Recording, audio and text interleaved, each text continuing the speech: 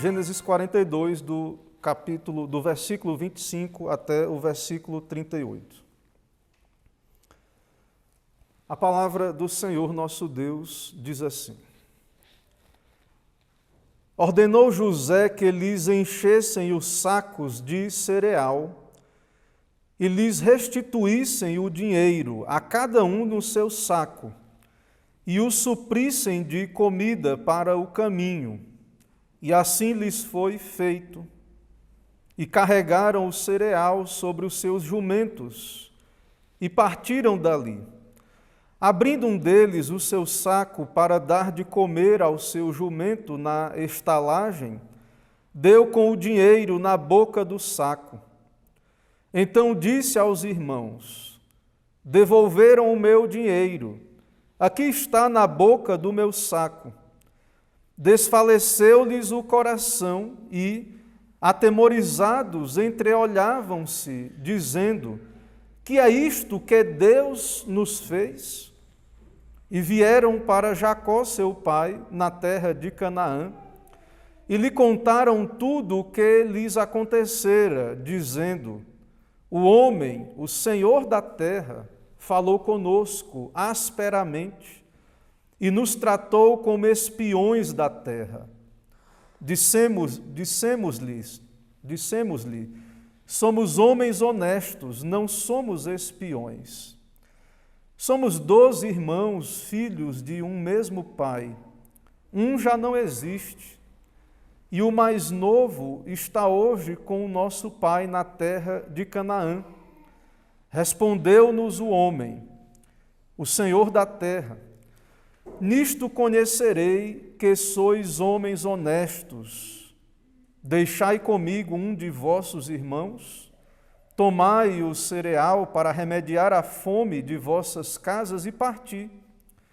Trazei-me vosso irmão mais novo, assim saberei que não sois espiões, mas homens honestos. Então vos entregarei vosso irmão, e negociareis na terra. Aconteceu que, despejando eles os seus sacos, eis cada um tinha a sua trouxinha de dinheiro no saco. E viram as trouxinhas com o dinheiro, eles e seu pai, e temeram. Então lhes disse Jacó, seu pai: Tendes-me privado de filhos. José já não existe, Simeão não está aqui, e ides levar a Benjamim? Todas estas coisas me sobrevêm. Mas Rúben disse a seu pai: Mata os meus 2 filhos, se tu não tornar a trazer, entrega-mo e eu te restituirei. Ele, porém, disse: Meu filho não descerá convosco, seu irmão é morto, e ele ficou só. Se lhe sucede algum desastre no caminho por onde fordes, farei descer minhas cãs com tristeza à sepultura. Amém, irmãos, vamos orar. Senhor, nós te adoramos, louvamos teu santo nome. Louvado seja o nome do Senhor pela tua palavra que nos é dada. Agradecemos, ó Deus, pela tua revelação, escrita, inspirada, infalível, inerrante. E nesse momento, ó Deus, pedimos abençoa a pregação, pedimos a tua voz na palavra, Cristo a falar pela palavra. Ó Deus, nos dá do teu Espírito, envia, ó Deus, a tua palavra e o teu Espírito, e que o Senhor cumpra o teu propósito por meio desse texto que o Senhor nos dá nesta manhã, do teu dia. Assim oramos e pedimos no nome de Jesus. Amém. Meus irmãos, no sermão anterior nós vimos que os filhos de Jacó desceram ao Egito e, mesmo sem saber o que estavam a fazer, eles foram em direção ao cumprimento dos sonhos de José, que nós sabemos, aqueles sonhos que José teve na sua meninice são palavra de Deus, revelação de Deus. Ou seja, aqueles sonhos por meio de símbolos, Deus revelou o seu decreto, a sua vontade, que seria por meio de José que a família da aliança seria preservada. E então estão indo em direção ao cumprimento desse propósito, em meio a uma situação em que não estão conscientes que estão cumprindo este propósito, e externamente há muito sofrimento, há uma seca, uma fome que se avizinha, uma fome severa, e então as circunstâncias externas parecem apontar para um juízo de Deus, para um castigo da parte de Deus, e nós já vimos na sessão anterior que é esta a leitura dos fatos que os irmãos de José fazem. No capítulo 42, no verso 21 ao verso 24, o final do trecho da sessão anterior. Então veja que os irmãos se entreolham, eles dizem uns aos outros: somos culpados. Então a leitura é: há um juízo de Deus, somos culpados. Eles dizem no verso 21, e eles lembram de José: somos culpados no tocante ao nosso irmão. E eles lembram de José, da sua angústia, que José rogou pela sua vida e eles não tiveram misericórdia. Foram ímpios, foram incrédulos quanto a José, quanto aos sonhos de José, o mataram em seu coração, o venderam como escravo, e então vemos que há um reconhecimento. Nós falamos no sermão anterior também sobre toda essa questão da convicção de pecado. Eles não sabem que estão diante de José, José é o governador daquela terra, e eles se comunicam entre si em sua língua materna, o hebraico, e sem suspeitar que José, o governador, os entende. E nós já vimos também que José, ao perceber que os seus irmãos lembram dele, que de fato os seus irmãos reconhecem a sua culpa, e que tudo o que está acontecendo com eles é, então, consequência de pecados e de suas culpas, então José ele não se contém, ele sai para então poder chorar discretamente. E então nós vemos o coração de José, embora trate de modo rígido, ríspido, de modo áspero os seus irmãos, na verdade o seu coração, como o de Cristo, é um coração aberto ao perdão e que deseja tratar do problema com os seus irmãos. Então, nós vemos José, temos dito, José é um tipo de Cristo, José é um homem crente que ama os seus irmãos, mas externamente age com dureza. E, de fato, também Cristo, quando está tratando com os pecadores não convertidos ou com os seus santos, quando se desviam, Cristo também age, muitas vezes, de modo carrancudo, de modo áspero, mas, claro, tudo coopera para o bem, e o propósito de Cristo é que haja arrependimento, é que haja conversão. Mas aqui, irmãos, também olhamos para José como um tipo de Cristo, porque aqui tudo isto aqui é um serviço que José está prestando em favor do seu povo, dos seus parentes, dos seus irmãos. E é um serviço em meio a sofrimentos. O quanto que José precisou sofrer para que pudesse ser esse instrumento de bênção. E José, então, é um servo sofredor, como nosso Senhor Jesus Cristo. E isso nos lembra do que Jesus nos diz no seu Santo Evangelho. E Jesus, então, falando aos seus discípulos, chamando os seus discípulos que queriam ser, muitas vezes, um melhor do que os outros, uns queriam ser os primeiros, e Jesus disse: vocês sabem que os governadores dos povos dominam sobre eles, e os maiorais exercem a autoridade. E Jesus, ensinando os seus discípulos, disse: não é assim entre vós, pelo contrário, quem quiser tornar-se grande entre vós, será esse o que vos sirva. E Jesus disse sobre ele mesmo, o Cristo: tal como o Filho do Homem, que não veio para ser servido, mas para servir e dar a sua vida em resgate por muitos. É isso também que nós vemos aqui tipificado em José.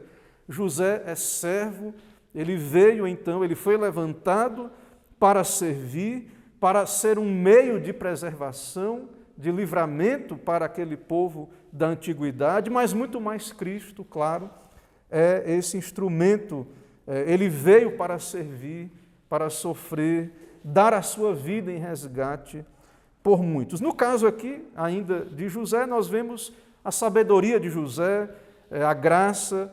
Deus, claro, o colocou como governante, não foi por acaso, Deus lhe deu os dons, a capacidade. E nós vemos então também a sua sabedoria em administrar esse grande conflito familiar.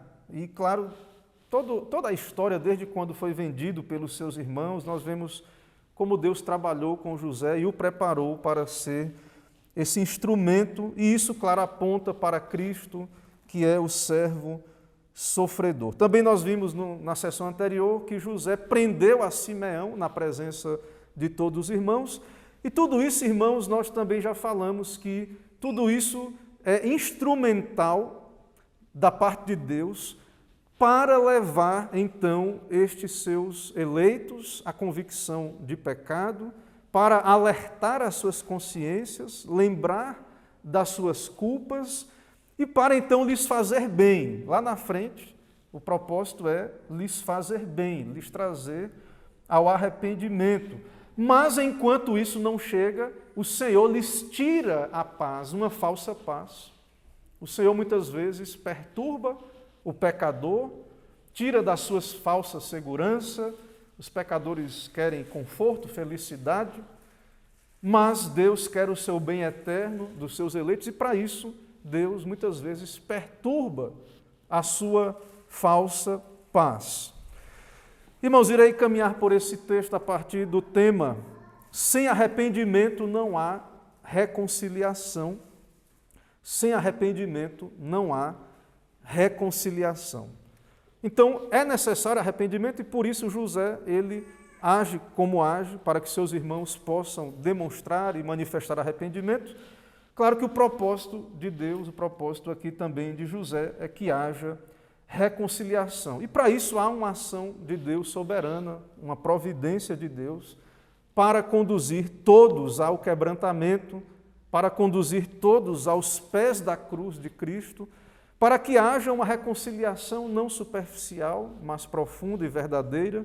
Então, para isso, para que haja reconciliação com Deus, e também, claro, de modo horizontal entre os homens, é necessário arrependimento. E para isso, muitas vezes, é necessário confronto, que é o primeiro ponto, dos versos 25 a 28, o Senhor os confronta em sua providência.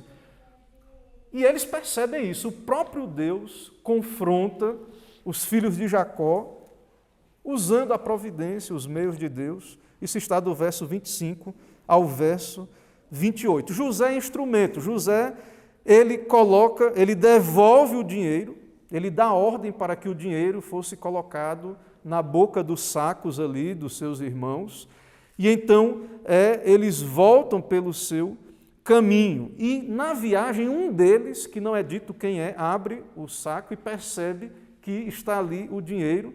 E depois, diante de Jacó, quando todos abrirem os seus sacos, verão que todo o dinheiro voltou com eles. E então o Senhor usa destes meios para despertar a consciência daqueles pecadores. Usa José com sabedoria, e então José devolve o dinheiro, e isso cria um receio, um medo, uma tensão.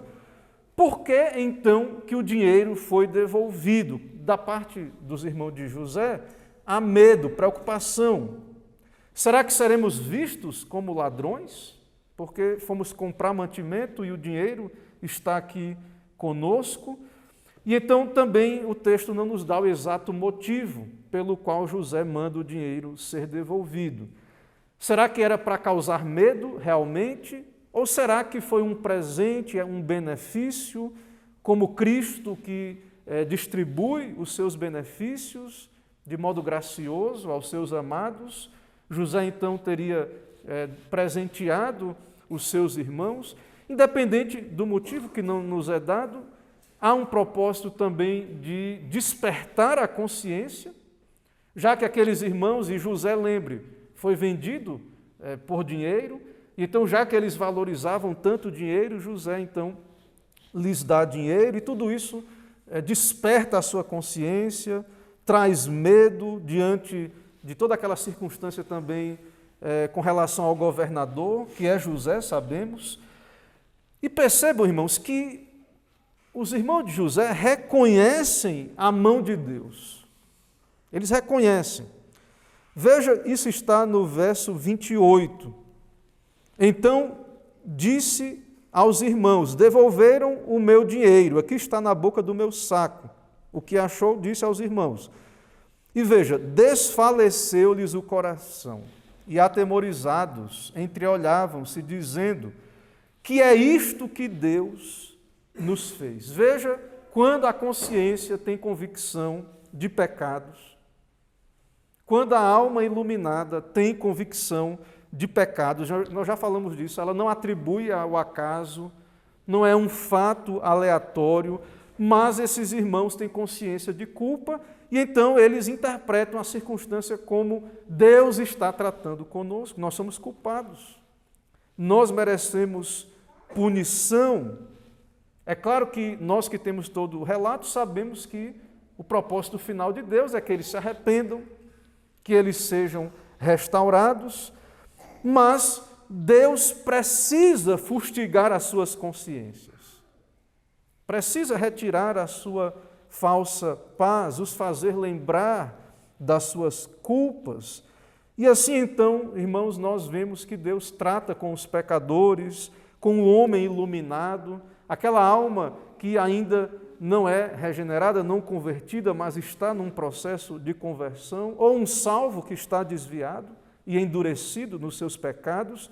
Deus precisa então alertar esta consciência, para que o próprio pecador sinta e perceba as coisas dessa maneira. Então, quando o Senhor busca um pecador não convertido, ou quando o Senhor disciplina um pecador, o Senhor age na consciência, Deus trata da questão para que haja arrependimento, para que haja então um retorno a Deus, uma conversão, uma fé, para que o pecador venha aos pés da cruz de Cristo, porque nós sabemos que todas as coisas cooperam para o bem do eleito, inclusive sofrimentos que estão ali junto com o processo de arrependimento. Então, se o povo pactual se desvia, tanto aqueles que ainda, claro, os eleitos que não se converteram, se andam em pecado, Deus irá exortá-los e tratar com eles. Ou mesmo os já convertidos, se o povo pactual se desvia, e isso é um alerta para a igreja, Deus é glorificado em disciplinar o seu povo. Deus é glorificado em enviar os seus terrores. Na teologia, muitos dizem que, muitas vezes, a providência ela é como se Deus estivesse com o seu rosto carrancudo contra nós. E então, muitas vezes, Deus ele nos trata assim para que possa haver arrependimento. E no caso dos irmãos de José, eles estão convictos de culpa, isso já é evidente, sabem que não merecem misericórdia, porque não foram misericordiosos com José, lá no poço, clamando por sua vida. E então, a sua interpretação é: somos culpados, merecemos punição, chegou a nossa hora, e eles ainda não têm o segundo passo, que é ter a fé que vai a Cristo em busca de perdão, e então, nesse momento, parece que não há esperança, estão perdidos, e muitas vezes, irmãos, isto é necessário, que o pecador, então, perceba que não há outro caminho, não há outro meio, não há para onde ir, senão a Cristo. No caso aqui dos irmãos de José, eles teriam que ir a José pela sua vida. A providência o cercou, e não havia para onde ir. Nós veremos aqui daqui para o final que Jacó não queria enviar Benjamim, mas finalmente eles terão que ir, Benjamim terá que ir, o próprio Jacó terá que ir, porque então Deus governa tudo isso e o pecador ele terá finalmente que se render a Cristo e ir a Cristo para ter paz com Deus, perdão. e salvação. Então, Deus estabelece meios para recuperar o pecador. E um meio estabelecido por Deus, uma graça necessária para restaurar um pecador, é o arrependimento para a vida.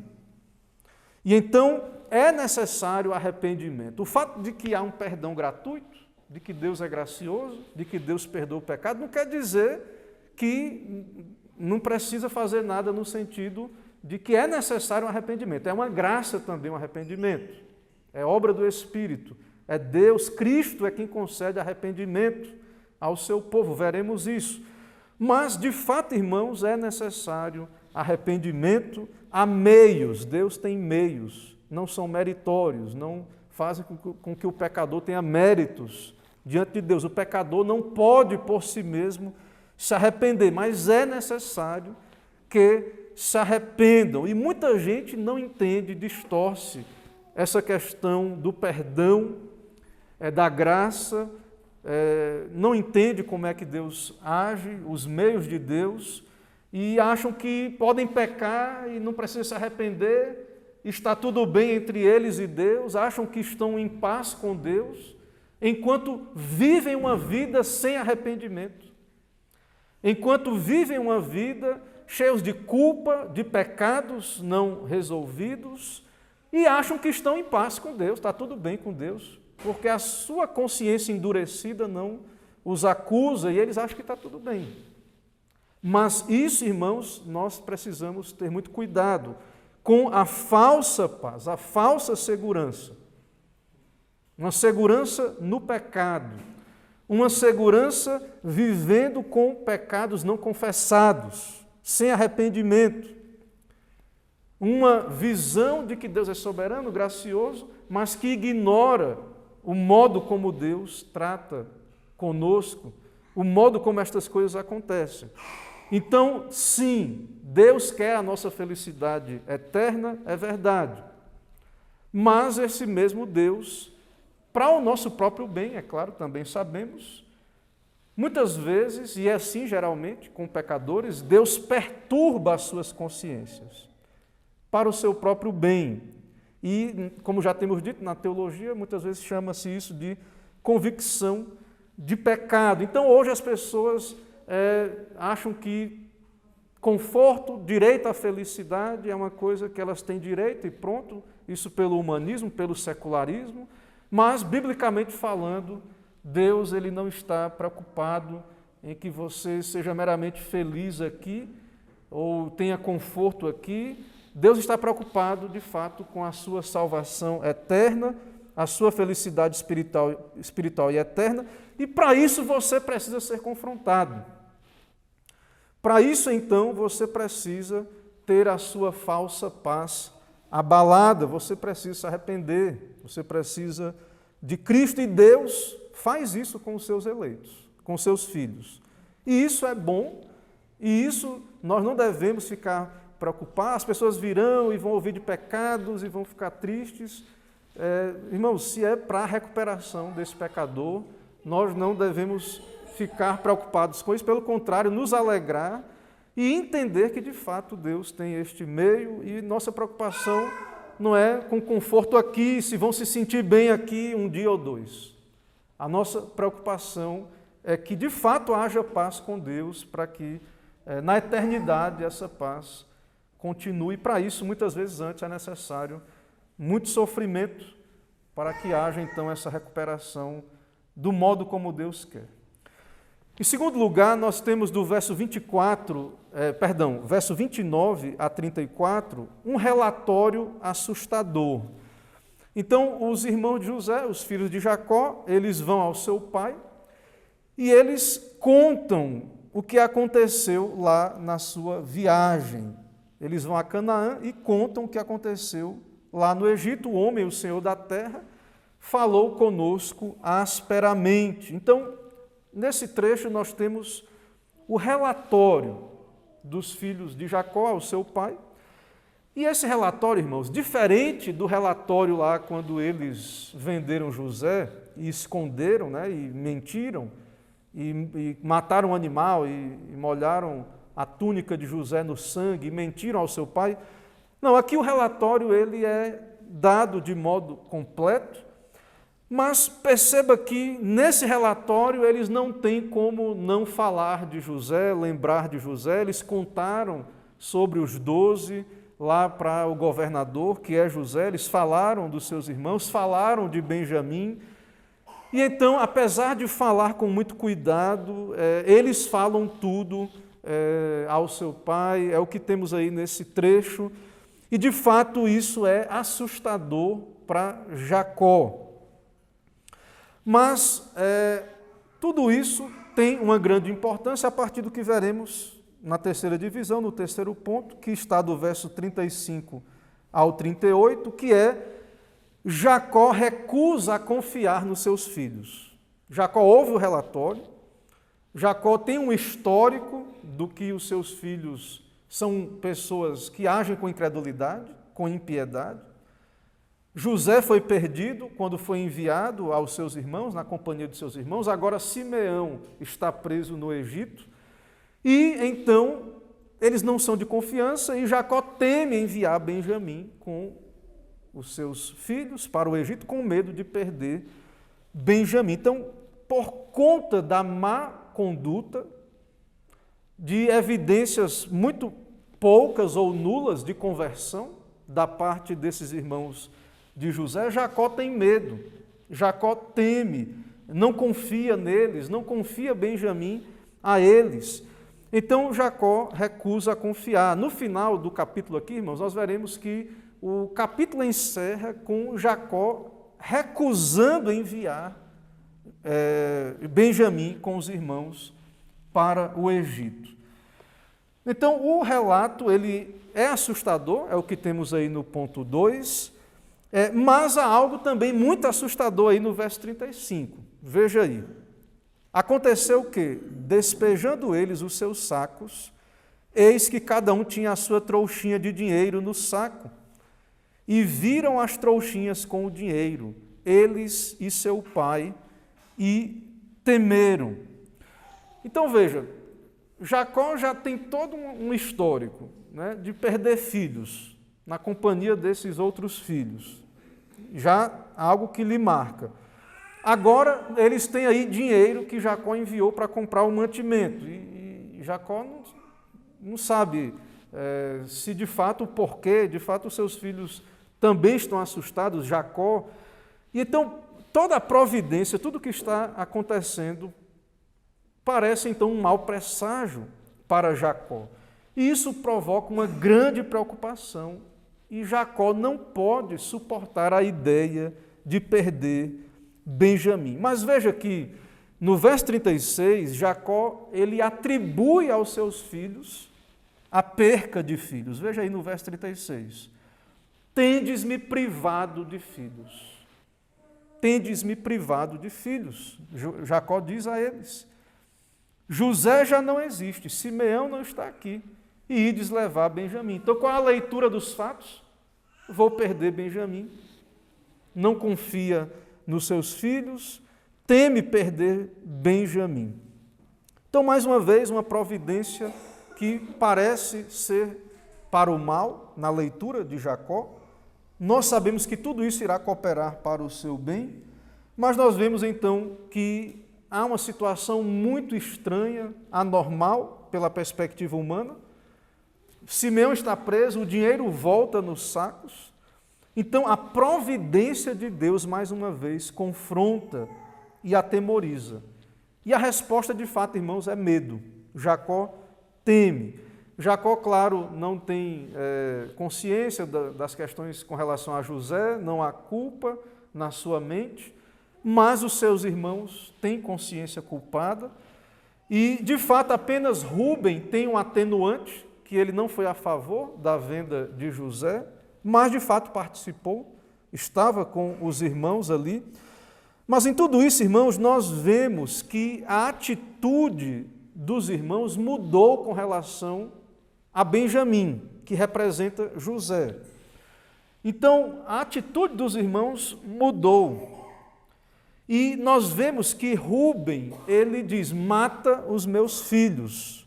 se eu não tornar a trazer Benjamim. Então, em tudo isso, na narrativa, nós percebemos, e José também percebe lá, que de fato há um cuidado por Benjamim. Então, esses pecadores convictos de pecado, eles são levados a reconhecer a sua culpa, eles têm que se submeter a Deus, e então nós vemos que há então uma inclinação a isto. Há uma inclinação a isto. Apenas Jacó não entende, não quer enviar Benjamim junto com os irmãos, mas em tudo isso Deus está operando, e de fato tudo isso evidencia que há uma mudança de caminhos da parte desses irmãos. Então, mais uma vez, nós vemos o despertar destas consciências. Irmãos, diante disso, ainda aplicações finais a este texto. Em primeiro lugar, irmãos, nós temos aqui, como falamos no sermão, o serviço de José como instrumento de Deus para conduzir os seus irmãos ao arrependimento. E a consequência desse serviço de José é vista aqui. De fato, Deus operou, eles sabem que são culpados e estão num caminho, de fato, bom. A princípio, angústia e temor. Mas nós sabemos, irmãos, nós que temos toda a Escritura, à luz de toda a palavra de Deus, que é Jesus Cristo quem concede arrependimento a Israel. Deus quis usar a José, aquelas circunstâncias, a obra do Espírito, com tudo aquilo, para levar os seus irmãos ao arrependimento, mas nós temos de modo muito claro sobre essa doutrina do arrependimento, isso está no Novo Testamento, em Atos 5,31, e veja como é muito semelhante ao que acontece com José como sombra e tipo. Em Atos 5,31, falando de Cristo, a palavra de Deus diz: Deus, porém, com a sua destra o exaltou a príncipe e salvador. Os homens mataram a Cristo, mas Deus o exaltou a príncipe e salvador. Com que propósito Deus exaltou Cristo, príncipe e salvador? A fim de conceder a Israel o arrependimento e a remissão de pecados. Deus abençoou, exaltou Cristo, o colocou à sua destra, a fim de conceder a Israel remissão de pecados, assim como Deus exaltou José para ser instrumento ali para os seus irmãos, muito mais Cristo. E isto, irmãos, é o Evangelho. É disto que o Evangelho anuncia, e os apóstolos foram testemunhas, e nós somos testemunhas deste Evangelho. Ali em Atos, o apóstolo diz: ora, nós somos testemunhas destes fatos, e bem assim o Espírito Santo, que Deus outorgou aos que lhe obedecem. Então, nós somos testemunhas. Deus exaltou Jesus Cristo, príncipe e salvador, para conceder arrependimento. Ninguém pode ir ao Pai senão por Cristo, ninguém pode se arrepender e crer se não lhe for concedido por Cristo. Todos precisam ir a Cristo, quer estejam atualmente conscientes ou não, mas pela palavra de Deus nós sabemos disso, testemunhamos, e todos os salvos, irmãos, eles irão a Cristo no tempo de Deus, segundo a vontade de Deus, porque só Cristo pode conceder arrependimento. Arrependimento é graça, é dom de Deus, é Cristo quem concede arrependimento e perdão de pecados. Então, José, ele aponta para Cristo nesse sentido, ele é instrumento lá, como sombra e tipo, e Cristo é o cumprimento pleno. Então, hoje, todos são chamados a ir a Cristo. Não há mais, há nenhum homem que esteja nessa terra, mas o Deus homem Cristo, já exaltado à destra de Deus. Todos precisam ir a Ele para arrependimento e perdão.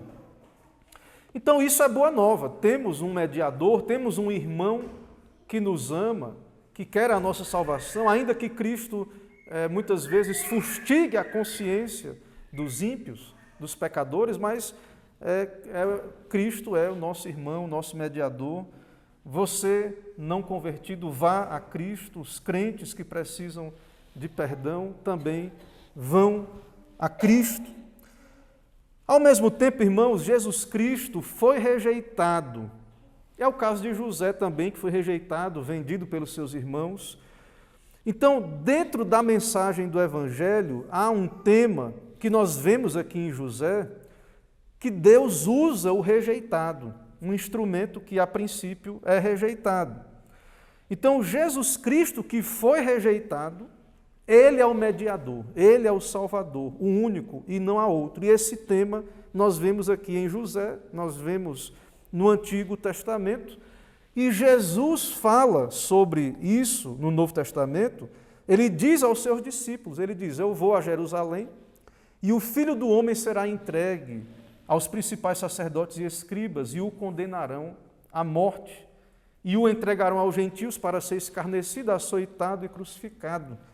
Mas ao terceiro dia ressurgirá. Então, essa ideia de que Deus quer usar um rejeitado, um servo sofredor, isso se cumpre em Cristo. E no Antigo Testamento, ao ler o Antigo Testamento, perceba que há várias alusões a esse fato, e José é, de fato, uma alusão a isto. Então, Cristo é um Salvador que, a princípio, é rejeitado, mas agora exaltado, e todos precisam ir a Ele. Irmãos, também aprendemos nesse texto sobre as operações e aplicações destas coisas na alma, destas graças. Estamos falando sobre arrependimento e fé e tudo isso. E nós vemos nesse relato de Gênesis, nessa história, como as questões espirituais, irmãos, e aí nós precisamos ter discernimento bíblico e paciência, como estas coisas podem demorar grandes intervalos de tempo. Para nós, grandes intervalos, né? É porque a alma é eterna, ela nunca vai deixar de existir. Mas, veja, José foi vendido pelos seus irmãos há 20 anos atrás, nessa altura, e agora Deus está tratando com a consciência, porque as questões espirituais são eternas. A nossa alma está sempre conosco. E o pecado não tratado está presente diante de Deus e terá que ser tratado ou resolvido. Ou o pecador será punido, ou Cristo foi punido no lugar do pecador, ou o pecador terá que eternamente ser punido pelos seus pecados. E a consciência tem um papel em todas estas coisas. Veja que os irmãos de José nunca esqueceram.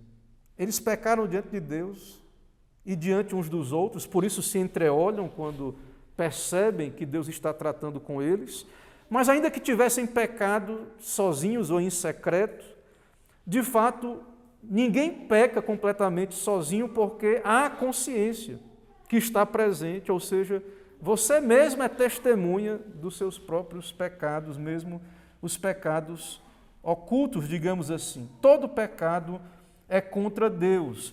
E há uma consciência criada por Deus, que pode estar adormecida ou despertada. Matthew Henry diz: a função da consciência qual é? É recordar, trazer à mente as coisas ditas ou feitas há muito tempo, mostrar-nos onde erramos, ainda que seja há muito tempo. Então, na volta do Senhor, a consciência de todos não arrependidos irá funcionar. Hoje pode ser que estejam endurecidos, não lembram, buscam esquecer ou fazem esforço para suprimir essa lembrança, mas o papel da consciência é trazer à mente, à memória. E de fato a consciência, ela é esse instrumento de Deus, não importa o tempo. Havia culpa, havia pecado não tratado. Então, o tempo, irmãos, não esgota a culpa do pecado. E o tempo não apaga os registros da consciência. Então, não adianta vender o José, mandaram para o Egito, né, e mentiram para o pai, e queriam deixar isso escondido, não tinham coragem de falar ao pai, mas agora a sua própria consciência os alerta. O único que tinha algum atenuante, como vimos, foi Rúben, que não concordou com a venda, mas estava com os irmãos no ódio a José e antes deles terem decidido vender José. Então a consciência está ali. Outro ponto dentro desse ponto da consciência é que, também já falamos disso, mas quero repetir, é que os sofrimentos ajudam a despertar a consciência e chamam os pecadores à reflexão. E Deus permite e muitas vezes envia sofrimentos que antecedem a salvação ou a conversão de uma alma. E mais uma vez digo, vivemos numa época onde as pessoas exigem conforto. Acreditam, têm o direito inerente à felicidade.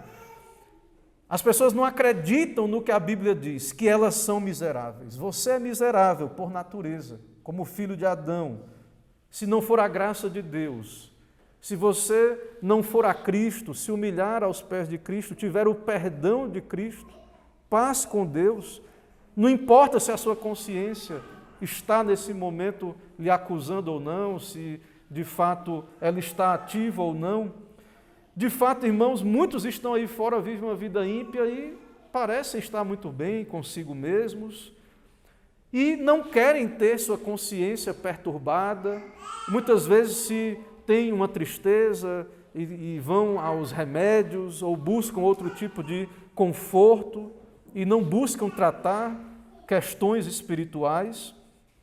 Então é uma época de fato muito difícil e as pessoas não querem nada que venha lhes confrontar ou tirar da zona de conforto.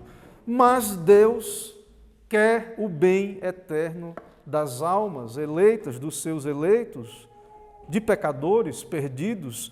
E então Deus precisa levar esses pecadores à convicção de pecado, para que temam a Deus. E é necessário, então, irmãos, que pecadores sejam tirados da sua zona de conforto. Muitos que acham que está tudo bem, cheios de justiça própria. Muitos que acham que, estou em paz, eu sou muito bom, não percebem a sua condição miserável, o quanto pecam contra Deus, não têm uma vida de fé e de arrependimento. E muitos aí fora que ignoram completamente essas questões espirituais. E é o que muitos não querem. Sentir, então, sofrimentos em sua alma, tristeza espiritual, e qualquer coisinha já buscam remédios e coisas que tem aí, e não aceitam ser disciplinados e confrontados pelo Senhor. Mas veja aqui, no nosso texto é um exemplo, não tem como fugir. Se Deus quer trazer um pecador, Ele vai produzir convicção de pecado, não tem para onde se esconder, não tem para onde ir. Deus é soberano sobre estas coisas. E o pecador vai saber disso e Deus irá tratar com ele. Em quarto lugar, enquanto não há paz com Deus, de fato o pecador não deve descansar. Não é certo isso. Não deve ser assim. Não é correto, então, usar os meios, entretenimentos, remédios, qualquer coisa para fugir da questão, do problema.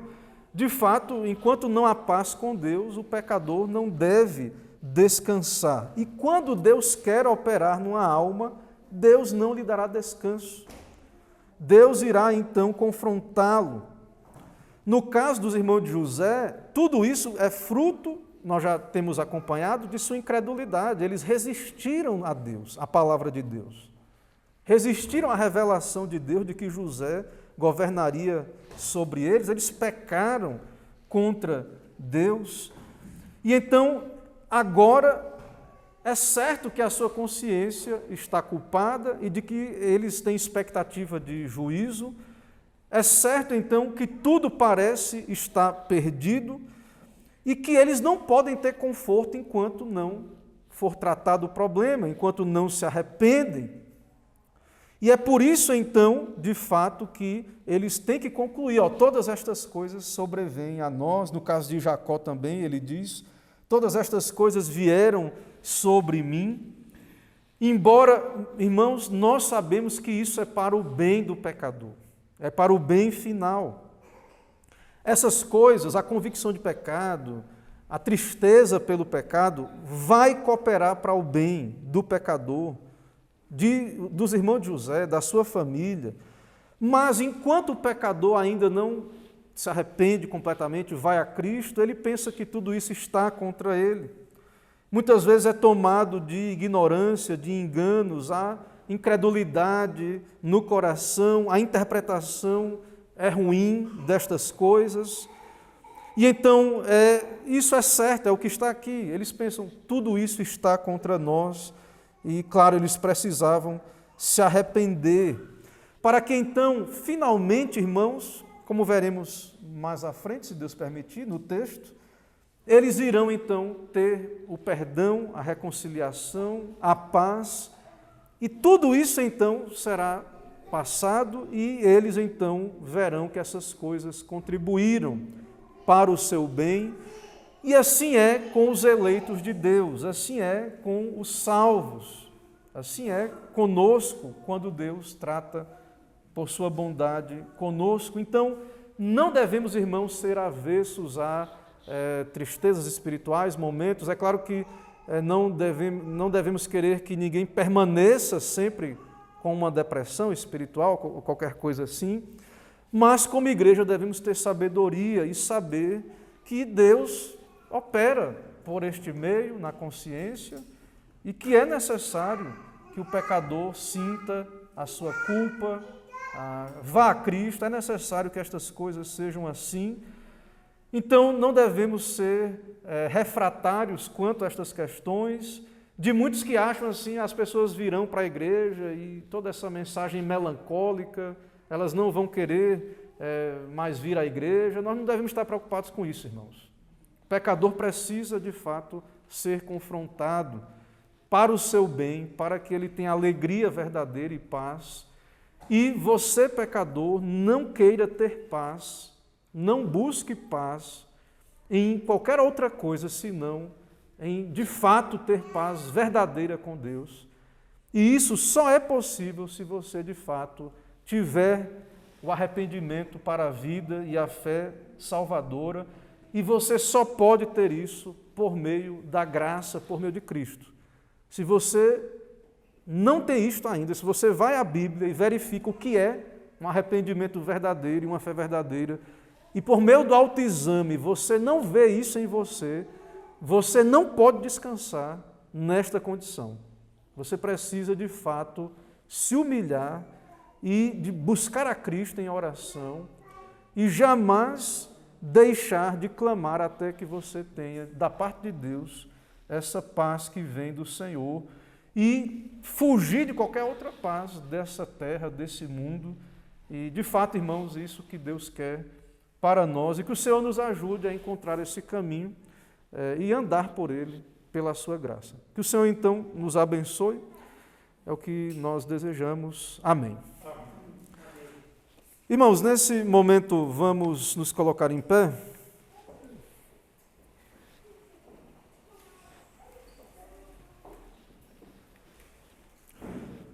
Vamos orar, irmãos. Senhor Deus Todo-Poderoso, nós te adoramos por esse momento solene de encontro do teu povo com o Senhor mesmo, porque o Senhor nos envia, ó Deus, a tua palavra, meio de graça, a pregação, porque Cristo é revelado na palavra e fala por meio da palavra.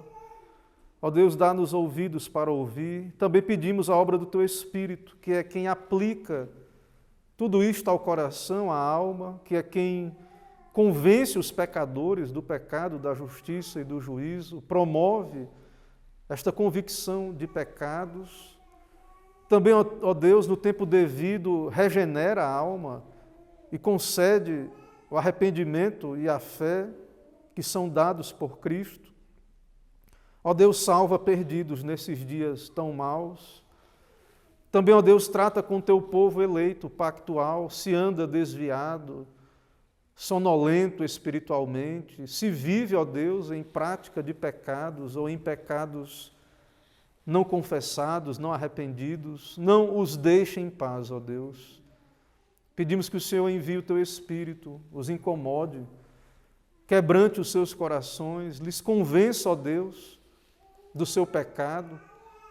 Ó Deus, usa os teus meios, Que o Senhor seja glorificado, ó Deus, em conceder o arrependimento e também usar meios para que o teu povo se arrependa, a tua disciplina. Que o Senhor discipline o teu povo, ó Deus. Disciplina que muitas vezes vem em meio a juízos sobre essa terra e aparentam ser juízos, mas sabemos, ó Deus, a disciplina para a conversão, para o arrependimento, para o aproveitamento do teu povo. Mas não deixa, ó Deus, que haja paz no pecado. Assim, nos abençoa, dá-nos um dia abençoado, de alegria espiritual, de comunhão espiritual com o Senhor. Ó Deus, nos preparar para os desafios da semana, nos fortalece para vivermos uma semana para a Tua glória. E assim vem o Teu reino aqui em Braga, em Portugal. É o que pedimos e oramos em nome de Jesus. Amém.